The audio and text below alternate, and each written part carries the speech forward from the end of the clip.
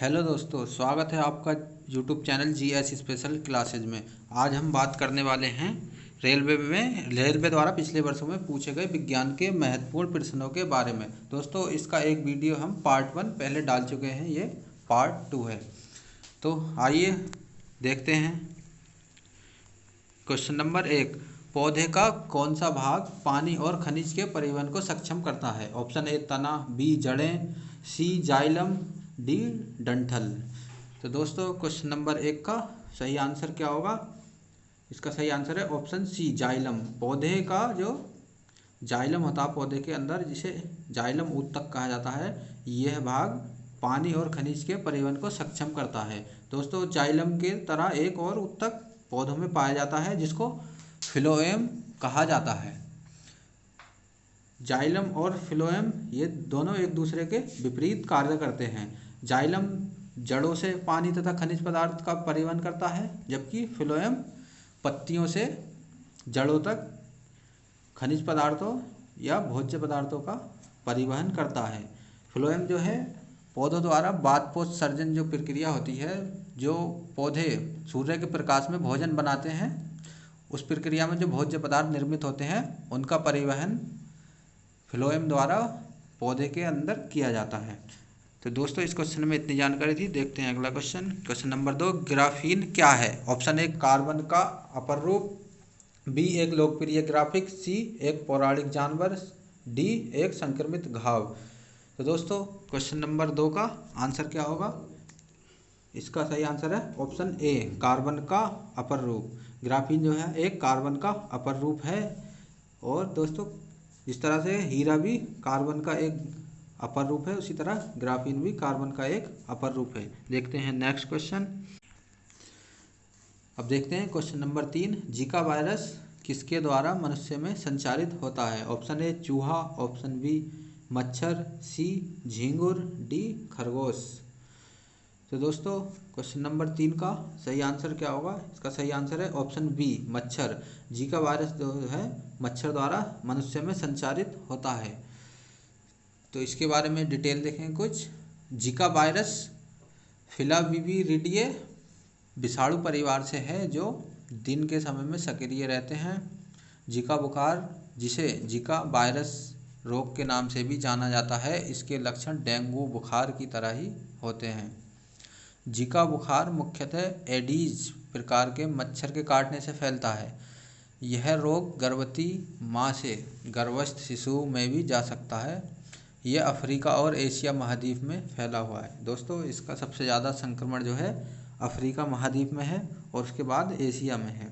ये इन दो महाद्वीपों में भी ज़्यादातर पाया जाता है। नेक्स्ट देखते हैं अगला क्वेश्चन। क्वेश्चन नंबर 4, निम्नलिखित में से किससे ग्रीन हाउस प्रभाव बढ़ता है?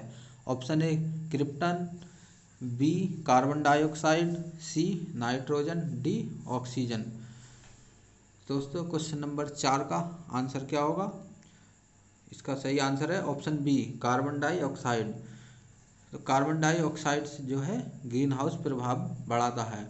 इसके अलावा और भी ग्रीन हाउस प्रभाव बढ़ाने वाली गैसें हैं, जैसे जलवाष्प भी ग्रीन हाउस प्रभाव बढ़ाती है।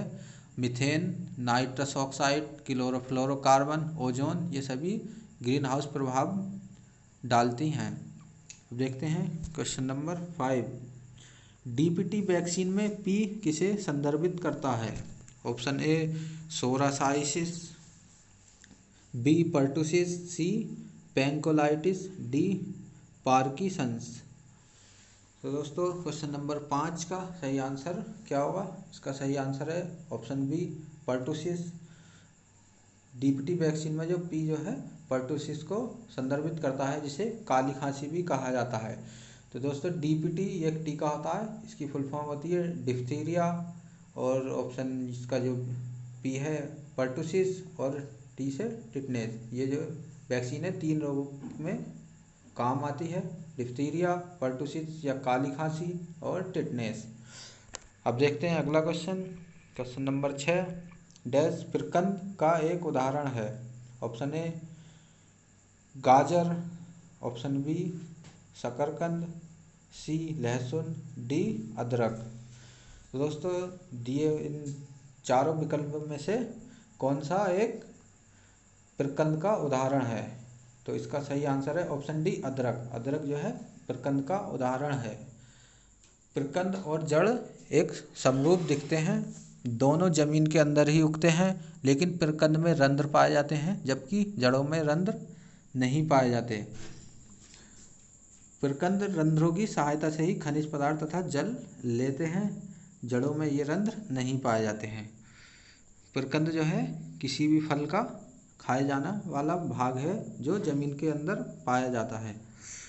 देखते हैं अगला क्वेश्चन, क्वेश्चन नंबर 7। टमाटर क्या है? ऑप्शन ए सब्जी, बी फल, सी फली, डी खाद्य तना। तो दोस्तों क्वेश्चन नंबर 7 का सही आंसर क्या होगा? टमाटर क्या है? तो इसका सही आंसर है ऑप्शन बी फल। टमाटर एक फल है। वनस्पति वैज्ञानिक तौर पर टमाटर फल है। इसका अंडाशय अपने बीज के साथ सपुष्पक पौधा है। इसकी उत्पत्ति दक्षिण अमेरिकी एंडीज पर्वतमाला में हुई।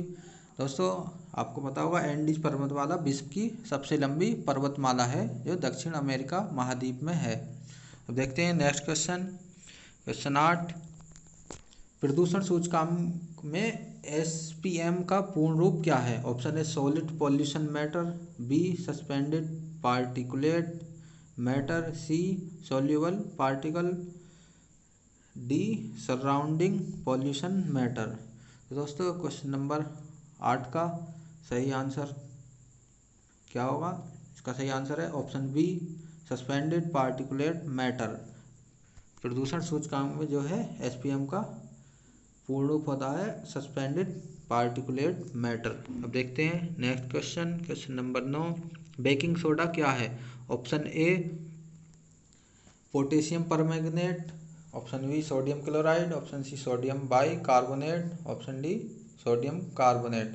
तो बेकिंग सोडा जिसे खाने का सोडा भी कहा जाता है, इसका सही आंसर है ऑप्शन सी सोडियम बाइकार्बोनेट और इसका रासायनिक सूत्र NaHCO3 होता है। देखते हैं अगला क्वेश्चन, क्वेश्चन 10। निम्नलिखित एजेंटों में से कौन सा पेयजल की शुद्धिकरण के लिए सबसे अच्छा है? ऑप्शन ए उत्प्रेरक एजेंट, बी अपचायक agent, C sterilising agent, D oxidising agent. तो दोस्तों क्वेश्चन नंबर 10 का सही आंसर होगा ऑप्शन डी ऑक्सीडाइजिंग एजेंट। दोस्तों ऑक्सीडाइजिंग एजेंट जो है पेयजल के शुद्धिकरण के लिए सबसे अच्छा एजेंट माना जाता है। अब देखते हैं क्वेश्चन नंबर 11। एक गतिशील वस्तु अनिवार्य रूप से डैश डैश प्राप्त करती है। ऑप्शन ए गतिज ऊर्जा, बी स्थितिज ऊर्जा, सी यांत्रिक ऊर्जा, डी ताप ऊर्जा। तो दोस्तों क्वेश्चन नंबर 11 का सही आंसर क्या होगा? गतिशील वस्तु अनिवार्य रूप से प्राप्त करती है, इसका सही आंसर है ऑप्शन ए गतिज ऊर्जा। एक गतिशील वस्तु अनिवार्य रूप से गतिज ऊर्जा प्राप्त करती है। दोस्तों किसी भी वस्तु में उसकी गति के कारण कार्य करने की क्षमता गतिज ऊर्जा कहलाती है। अब देखते हैं नेक्स्ट क्वेश्चन, क्वेश्चन 12।